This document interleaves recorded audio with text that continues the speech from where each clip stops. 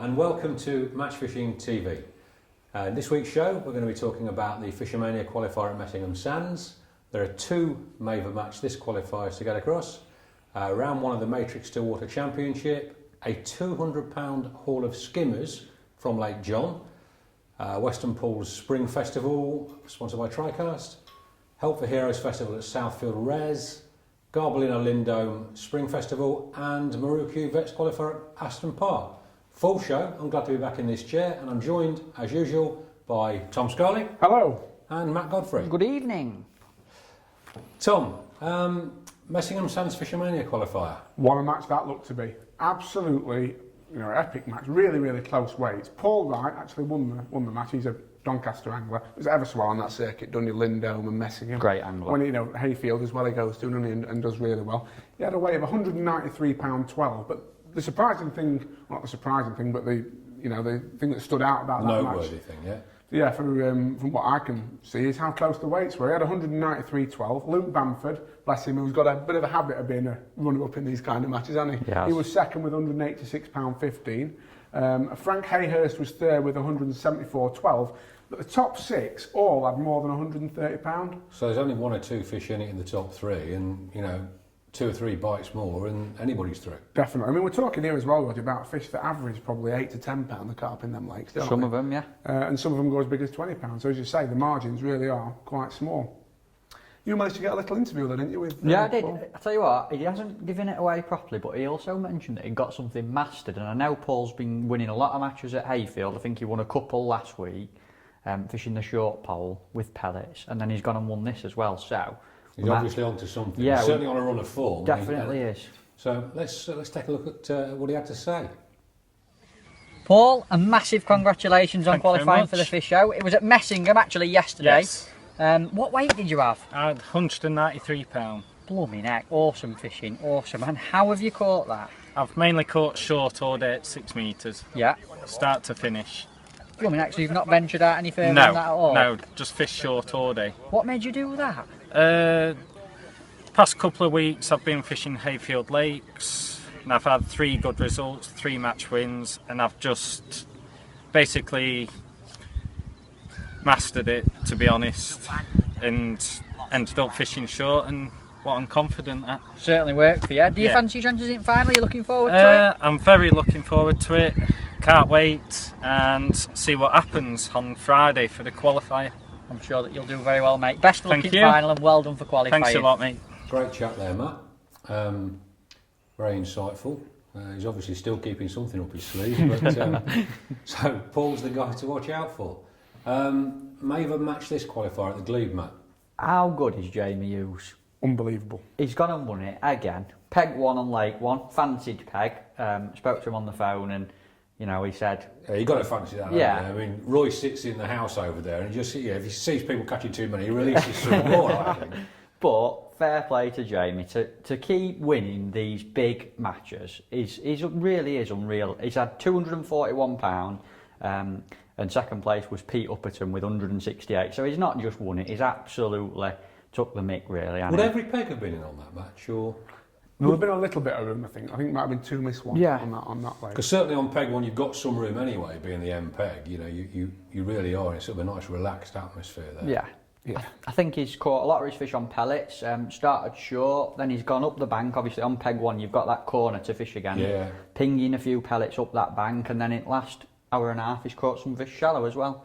A real mixed size of fish. Caught some little twisters, them little ones that you can't get their heads up properly, and then a few bigger fish as well. So, and like I said, Pete Upperton was second. Again, Pete won the match this last year. Yeah, he was a champion, reigning champion. So, close one. He was quite far behind, though, £168. And third place was Jason Collins from Peg 30 on pool 1 with £154. So, great match. Big winning margin, that is. I mean, that is a Yeah. man on form, Definitely. on a good peg, on a fishery that is absolutely fishing its brains out, isn't it? I mean, Absolutely. it's one of those fisheries that they'll be queuing up to fish matches like that. Definitely. Yeah.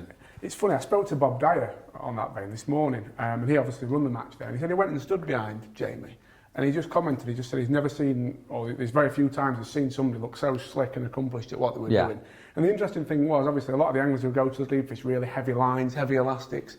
Jamie doesn't. He fishes light lines, light elastics, uses his puller kit to land everything. And Bob even said, like, taking the mickey, what you got knicker elastic on for? But, Bob... It's worked. I mean, he's obviously not lost many fish, and he's had a great day's fishing. And Bob's not easily impressed with it. He's seen a lot of anglers over the years, and for him to say kind things, it's a big statement, I think. So. Well done, Jamie. Another Maver match this qualifier at gold this time. So Jamie's going to be joined in the final by... Dez Ship. It's going to be one hell of a final. Andy Power, Dez Ship, Jamie Hughes. It's going to be an epic final, that is. But the qualifier was at Gold Valley Lakes. Dez actually won the match. He caught on pellet waggler. He had some really big fish in that. I think one of his last fish when he was £22. Wow. A great big common. So that was one hell of a fish to land. But it was quite a close battle again. Dez won it. £22. I was thinking about it. Our sister magazine, Total Cop, they get an article out of that. It's a proper fish, isn't it? But I mean, again, it's a bit like the Glebe and a bit like Messingham. There's some big carp in a lot of commercials now. Yeah. It doesn't take many fish. It makes things really interesting because you can be going into the last hour with nothing in the net and then really come back strong. Second place was a young up-and-coming angler called Jake Gallagher. He had £152. He was actually next to Dez on Gold Lake. He was on peg 51 and Dez was on that's not peg that far 50. apart, is it? I mean, that £22 fish out of the equation and suddenly he's through. I've heard he caught it last drop in as well, didn't he? That big one, so must have been close. Talk about riding your luck. Olden days. Definitely. But again, there were them two fighting out at the top, and then there were quite a big drop down to third place. Mark Wynn was actually third with £85.8 off Syndicate Lake, so it was a good battle between Dez and Jake, but then a big drop down to third. So. And have there been any good turnouts at these Maver qualifiers? Yeah, definitely. Because it was, how many fish did Fishermania? 139 were on that one. At Messingham, yeah. So what I like about the match this format is they're a bit more sensible with how many they're limited to, because they're quite expensive matches to fish. Yeah, absolutely. Because you're 50 quid for your ticket, normally 20 quid super, so it's 70 quid to fish. But I don't mind paying 70 quid to fish because you always have a little bit of room and you feel like you can have a day's fishing, don't you? Whereas Fishermania, you can be normally crammed in. Yeah. I like and it's all very well being crammed in on a really good lake and on a really good area of a good lake. Yeah. But if you're crammed in on somewhere where there's really no hope of getting through, then it's a very, very expensive, not a very good day's fishing. Definitely. But on the match days, because they peg it generously, you normally have a day's fishing, don't you? I love the fact that you can just get your ticket a day before or a couple of days before. As long as it's not sold out, you can just log on, get your ticket and go fishing. Definitely. Yeah, with Fishermania, I think, and I don't want to keep banging the same drum, but I think what happened is the competition became that important in everybody's diary that everybody was booking on well in advance. And now, it's not the only event of its type on the calendar, and people are looking for a little bit more flexibility sometimes. Definitely. So no, well done, Des. Certainly going to be one of the guys to watch in that final. First round, the Vets Champ. Yeah, it was at Aston Park you went, didn't you? Yeah, the Northern Qualifier, I went and covered it, the Maruku Veterans Championship. There were 36 anglers fished and it was red hot day. There were lots of fish on the surface to start with, and sometimes you think, oh yeah, there's loads of fish about, it's going to be good. But the fishing were a little bit tricky, but were dominated by a lot of silverfish, interestingly. Won by Sheffield angler Dave Tomkinson. You used to fish with Dave, didn't you? Dave used to take me fishing. He took me under his wing when I was a very young angler and used to take me all over. Lovely bloke, brilliant angler. Always has been. I watched him. Obviously didn't help with your dress sense, did it? He did actually. No. He doesn't look 60 though, does he, Tomo? To be fair, Dave Tomkinson. He looks a lot older than that, doesn't he? You think? Oh, yeah, look, 70, 80, I'll go him down for. No, he did really well. He had £57.11 off peg 32 on the split lake. A mixture of carp and silverfish. Caught a lot of hide. He fished casters shallow. I think he changed to pellets later on and caught a couple of carp on that. Second place, not too far behind, with Graham Eblett off peg 3 on Lily. He had £51. All hide, no carp whatsoever. Just fished maggots on the short pole, loose feeding regular. And third place was Roy Butterfield, who had £46, and he had a net of, again, carp and hide. He fished a lovely match. I sat with Roy for a while, and he just loose fed maggots and fished a light rig through the water and catch an hide one chuck, a roach next chuck, a skimmer cast after that, and then an odd carp in between. So it was good to watch. Really interesting match. And you caught up with Dave, yeah? Yeah, got a little interview. Let's have a little look at that. Well, I'm here with Dave Tompkinson, who's won today's Maruku Veterans Championship qualifier here at the lovely Aston Park Fisheries. Dave, you've had £57, lovely net of fish, some carp and some silverfish. How have you caught them? All on banded caster. Have you? Yeah. Is that a little trick of yours? Not really, no. It's just something I like doing. Lovely. And what sort of percentage of your weight would you say was silverfish today? I had 7 carp for probably 32 pounds. Right. So the rest were eyed. Lovely net of fish. I watched you today as well. You seem to try margins and you fish short for a bit and messed about a lot, but you caught all your fish on the long pole. Got them all long, yeah. Lovely. Loose fed a lot of bait or? 2 pints of casters. Nice. And have you ever been to Packington Summers before? I have, yes, but I've only fished big gearies. Right. So you fancy your chances down there in final? Why not? Brilliant. Let's go and have a pint, mate. Well done. Okay, nice chat there, Matt. I think the key is on those days when you get there and there's carp all over the surface and it looks like it could be a mega weight day, you very quickly have to realise, well, actually, they are having a mooch about, but they're not really wanting to feed. Now's the time to lower your sights, and Dave's obviously done that, and Definitely. caught enough to win by not being too single-minded. So I mean, knowing Dave as I do, he's a great silverfish angler. He's one of these guys who he does fish for bites. He's brought up fishing the Trent and obviously a lot of venues like that. Does well at a place called Ecclesfield Pond, where a lot of the roach anglers in Sheffield like to go through the winter. And he knows how to get bites and keep fish coming.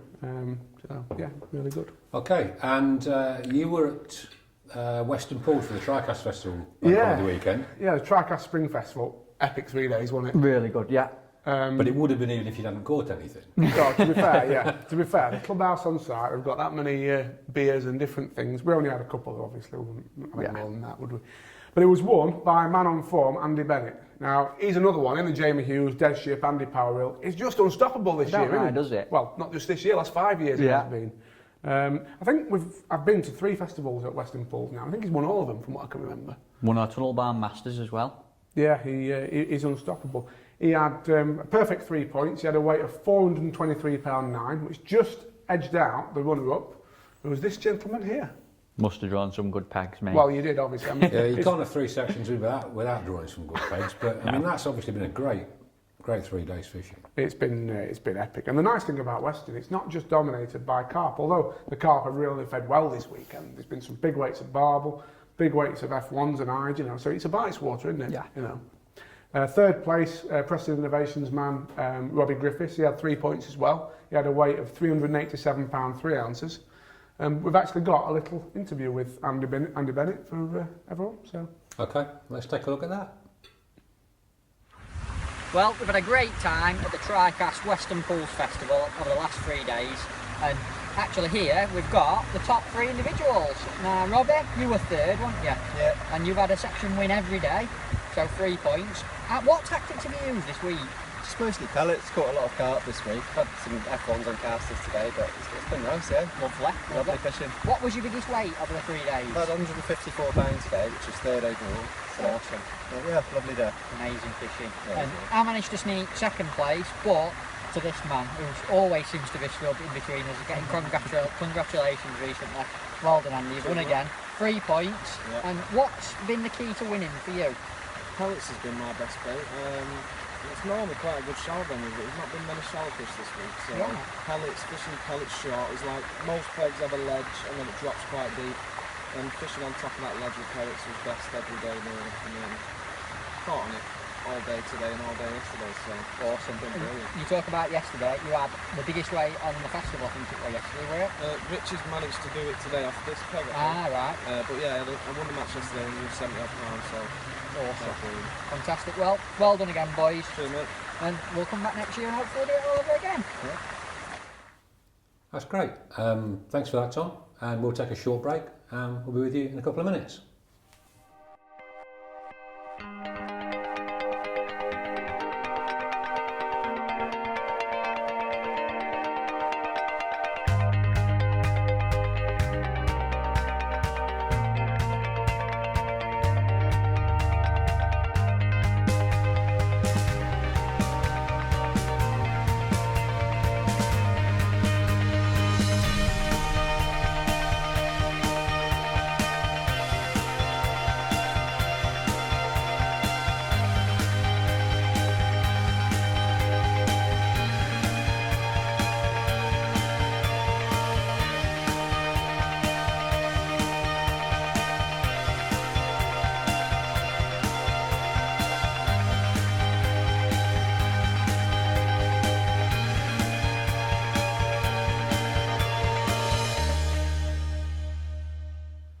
Welcome back. Tom, incredible weight of skimmers down at Lake John. There's some fish in that place. It is unbelievable. Chris Vanderfleet, obviously epic angler, Drennan sponsored. He's had £228 in the match there yesterday. £218 of that was skimmers. He had one carp in with it. Wow. Rumour has it, he started on the top two, feeding little balls of worm and castor, and he's just caught a skimmer every single put, basically for 5 hours. And what stamp are these fish? The good ones, aren't they? Like that. Yeah, They're not skimmers. If you can pick it up with one hand, it's not. It's a skimmer. If you can't pick it up with one hand, it's. Oh, this time of year, you can probably still pick it up with one hand. Yeah, because they're a bit hollow. And they've got that rough surface finish to them. Yeah, they probably average £2. Would you say it's about right? So they're big skimmers, but even so, that is a hell of a weight of them. It is. But it's a venue that's got a reputation for it. Interestingly, on that same match, Chris obviously won it with £228. Second place was Gary McClay, he had £108. That was all skimmers. And third place, Andrew Next peg, the runner-up. Was he next peg? Yes, he was. Chris was on peg 10 and Gary was on peg 11, which is on the road bank for those who know it. And then in third place, Andy Leathers, he had £104 from peg 3. So a good match, but that lake is really interesting because it's predominantly skimmers that you're fishing for, but there's also the odd gigantic carp, and I mean, they're massive, aren't they? You could potentially catch a £40 carp there. I remember going back some years when Lake John was really making a name for itself. It started off as a carp venue. Yeah. And big weights of carp as well. So, and now it's become this more, well, not mixed fishery, but skimmer fishery. Definitely. Yeah, it's we actually had a round of the Drennan Knockout Cup there last year, and I went down a couple of times to practice. It's just incredible. You chuck some bait in and catch bream like that. Awesome. Brilliant. Well done, Chris. I mean, that's on your net's going to stink after that lot. It needs a wash now, doesn't it? I think the fish are in net, so you can even leave them there if you want to. Actually, perfect skimmer fishing. You don't have to take the nets home. That's it. Garbalino Lindholme 5-day festival. Certainly was. I actually went up on Thursday to do a stopwatch feature with Dale Shepherd during it for match fishing, and I was lucky enough to sit and watch the guy who won the festival all day as well, Mr. Alan Scawthorne. He had a perfect 4-point score, but he actually won his section all 5 days, but you get to drop. You drop one, yeah. Alan Scott, I've heard of him before. Yeah, he's steady at this fishing game, you know. Done a bit. No, but he won his section every day. I know he's been going and doing a lot of commercial fishing recently. He did really well at Whiteacres. Were it the Bait Tech that he won? Or? He won the Milo, I think. Milo Festival. Yeah, he won the Milo Festival. Not long ago. So I reckon, you know, like Paul Wright thinks he's got a trick up his sleeve. I reckon Alan's got 3 or 4 little things on go at a minute as well. Oh, Definite. He's slippery character, is Alan. It doesn't matter where you put him, he's going to catch a lot of fish. Certainly is. It was interesting watching him on his day 4 match the other day, because we were on Loco Lake and it was fishing very tricky at the time.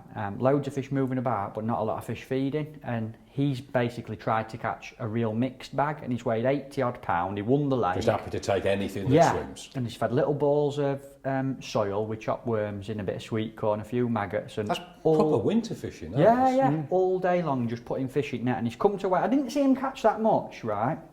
And then he's come to weigh in at the end, and his first net's had like 40 pound of skimmers and roach and odd big perch and everything, and then his other net's had a couple of carp, a load of F1s. He must have caught 10 different species of fish, caught 150 fish, brilliant day's fishing, and a proper like festival winning performance kind of thing. And I only saw him fish one day, but I bet that he's done that a few days, sort of caught everything. But not far behind were his teammate Lee Kerry.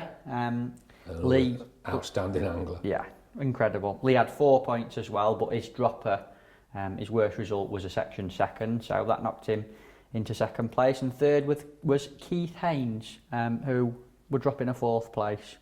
Just while we're on the subject of Lee Kerry, just mention what you saw when you were up there with the perch. Oh yes, right. You'll like this one.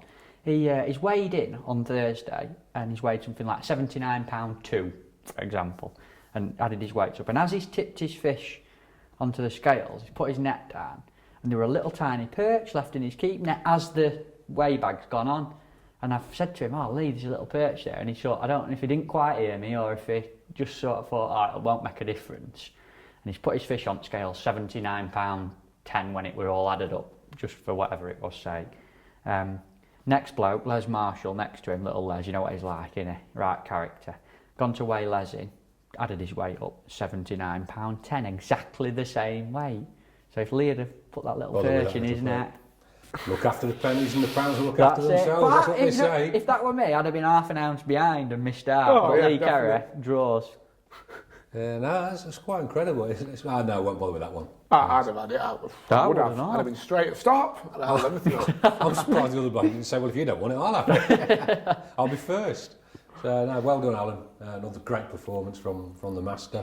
Tom, Southfield Festival, Help for Heroes. Yeah, this was something that Tony Tarff ran to raise some money for Help for Heroes, and it seems to be attracting the real cream of feeder fishing at the moment at Southfield. Yeah. They've got a couple of spring leagues on there, from what I can gather. You're getting the likes of Tommy Pickering fishing them, Mick Viles. I think Steve Ringer went up, as we talked about. You'll have to forgive me, I don't know Southfields. Where is it? It's near Doncaster. Okay. It's actually, I think it's like a holding reservoir, for want of a better word, for the Aaron Calder Canal, isn't it? The Aaron Calder Canal goes into it, so it's got a big sort of head of natural fish that come in and go out of it from that canal. Relatively shallow, isn't it, from what I can gather? And a lot of it is, this time here, is feeder fishing at range. But you've been getting Tommy Pickering going there, Mick Viles, Steve Ringo obviously did well, really good standard of feeder angler going up there.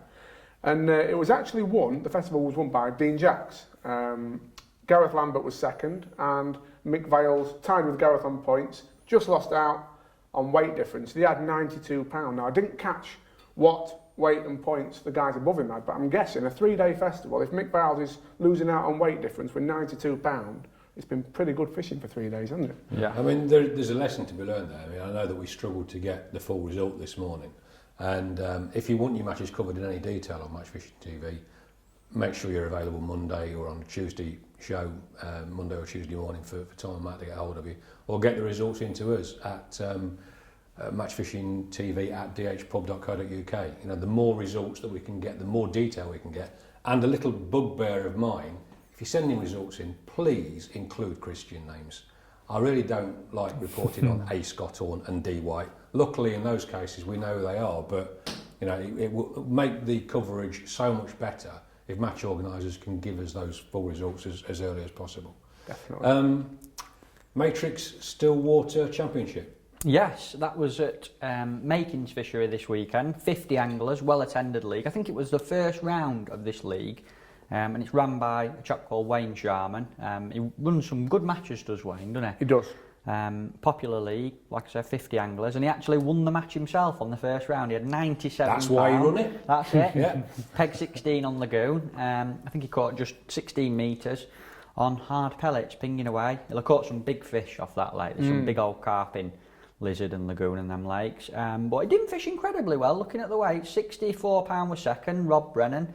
Adam Wakeling was third with £56, and Jack Harnish fourth. So, not really fished its head off. Adam and Jack actually drew. They were joint third. They both had £56.10, and Wayne Sharman was on 16 on Lizard. But it was a good match. Think about Makins, because nobody's running away with it, looking at them weights. Again, we've said it earlier about Gold Valley. Big established commercial, big fish. The difference between £56.10 and £63 or even £97 can be 2 or 3 fish, can't it? Could be one fish. Yeah. Really, really close. So yeah, great event. Okay. I noticed something on Facebook this week, Match Fishing Facebook page. We'd asked a question of the readers, match fishing rules. Obviously, more and more commercial fisheries tend to operate their own rule systems. Gone are the days when NFA model match rules, as they were, would apply to pretty much every event. Are there any that sort of really wind you up, or if you could, you'd change? Tom? Personally, I think there's that many different rules and different disciplines of fishing, and we're getting more all the time. I almost don't mind it, because I think, for example, I'm running a feeder masters match on Saturday, which is feeder only, and it's a very sort of strict discipline thing. Likewise, when I fish SIPS international rules matches, it's float only, and again, a very strict thing. So in that context, I don't mind it. I don't mind the fact that different match rules allow you to fish in different ways and enjoy different styles of fishing. What does annoy me, though, when we go to different venues, is daft rules, I call them. Where, for example, you're only allowed so much bait at your peg, but the rules aren't enforced. So other anglers might take 10 pints, and it might be perfectly acceptable for them to take 10 pints because nobody enforces them. But for such as me or Matt or somebody who maybe works in the trade, you've got to stick to the rules to the letter. Yeah. And if they're not enforcing these rules, you know. It is difficult to enforce bait limits in particular. I mean, you know, we talk about the Evesham Festival, and I'll touch on it later on. Obviously, with Bloodworm and Joker allowed there, we have a bait limit. We don't have the manpower to enforce every peg, so at random, we'll go and check a peg. And touch wood, we have yet had to enforce the limit. So it is quite a tough one, but as with all things in match fishing, there has to be an element of trust, I guess. Yeah. But yeah, having a daft limit or an unenforceable limit just doesn't seem to make any sense. No. Anything wind you up, Matt? I don't like bait limits at all. Like, I really don't like them. Not from the point of view that I want to go and take 15 pints of casters every time, but take Western Pools, for example, this weekend just gone. There's an 8-pint limit there. And from a match angler's point of view, I'd love to just take what bait I wanted to my peg, and I'd probably only use an handful of bait. I've used an handful of bait every day. But at least you've got the option. Yeah, like you might want a couple of bags of pellets and some ground bait. And I think when you put an 8-pint limit on it, just from a personal fishing point of view, not a match organiser's point of view, it fries my brain a bit at the start of the day. Having to decide what combination. That's me 3 pints of casters, I've got a kilo of ground bait, some worms, I want an handful of maggots for the hook. And I think that when you're allowing 8 pints of bait, it's a lot of bait anyway, isn't it, as a limit? So why not just say take what you want? I think I actually agree with Western Pools on that though, because you know what you could have, and they did have, you know, is somebody turning up with, back when meat was allowed, 12, 14 tins of meat. Now you've got 20 anglers all chucking 14 tins of meat in. That's 280 tins of meat, isn't it? So it's a lot of meat. Your maths is ever so good, Tom. You think it's having brain food. Thank you. And likewise, you know, I remember reading match reports of people winning big high-profile matches, taking 20 and 30 pints of maggots and casters. It's just unsustainable. So limits, I don't mind, but if you're going to have them, you've got to enforce them. That's the only thing that annoys me, because you can walk around these places and see people with 12, 15. We fished a match earlier in the year, didn't we, at Woodland View, which was supposed to be sips. Yeah. And I remember Matt walked around to me at the start of the match and said, everybody I've walked past has got more than their allowed limit of bait for the peg. Yeah. And if nobody's even checking it, it's, I guess my pet hate is fisheries that insist on you have to buy your bait from them. You know, fishery only pellets or only fishery pellets. That to me is just a license to print money. And the one rule that I would like to see enforced absolutely everywhere until it becomes just second nature is I hate the idea of throwing bait in at the end of the match. Particularly on a commercial fishery. Now, I don't fish commercial fisheries very often, but the idea that I'm going to go to a peg that's probably been fished the previous day and might have had, several buckets of ground bait or pellets or whatever upended into it at the end of the previous day's competition. Much better, as far as I'm concerned, to take the bait away with you, because you're not going to affect the guy on the next peg if you're packing up early, and you're not going to affect the guy on the peg the following day. Or I mean, we even get some venues that will run a couple of matches during the day. They'll run a day match then an evening match. So I can't. I'd like to get to a point where anglers don't just oof it all in the edge. Take it away, bin it. Definitely. And you said something there, until it becomes second nature. I've always thought it'd only take a couple of people being banned, or a couple of people to get, for any of these rules, and everybody would stick to them. But it breeds like a bit of a culture of complacency, doesn't it? If people get away with something, they just carry on doing it, don't they? And until you almost might as well not have the rule there at all. Yeah. Okay, so that's covered what has happened. Let's have a quick chat about what is happening. Matt, Frenzy event? Yes, there is at Western Pools Fishery on Friday the 10th of June. There's a chance for people to go and meet frenzied sponsored anglers. They've got some great guys. Andy Oldham will be there, John Wincup, people like that. They'll be there with their tackle. You can go along, have a fish. They'll talk you through some interesting tactics, give you some tips. They're both top blokes. You'll have a good giggle with them. And they'll be showing off all the new Frenzy gear as well. They've got some nice stuff coming out. You can have a go with the latest poles and stuff. Have a waggle with them. And they're sponsoring a match the following day as well? Yes, on the Saturday there's an open match, and you can ring the fishery up on the number that's on screen now. Have a chat with Richie and book your place on the open match as well. And after fishing there this weekend, get yourself there and have a look. It is awesome. You'll enjoy it. Same weekend at Western Pools, there's a Junior Match Aid 2-day festival. This is actually taking part on the 11th and 12th of June. There's 2 age groups in that, under 15s and 16s to 18s. And again, it's done on basically a rotation, so you'll fish one pair of lakes on one day and another pair of lakes on the second day.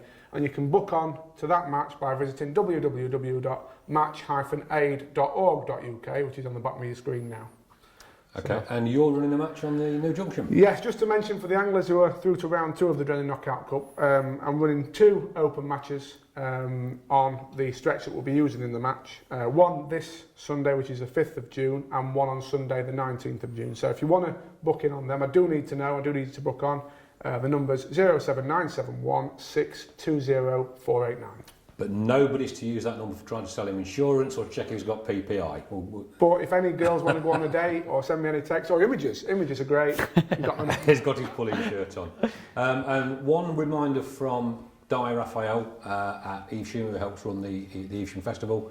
The team championship qualifiers are pretty much sold out. So get over to www.hamptonferry.com and get your team booked on there. Next week we'll be looking at feeder masters from Hallcroft, Fishermania qualifiers at the Oaks and Mayville Arford Lakes. And we'll leave you with this humorous but rather disturbing image of John Allerton modelling the new Emperor's New Clothes range from Halcon Hunt. See you next week.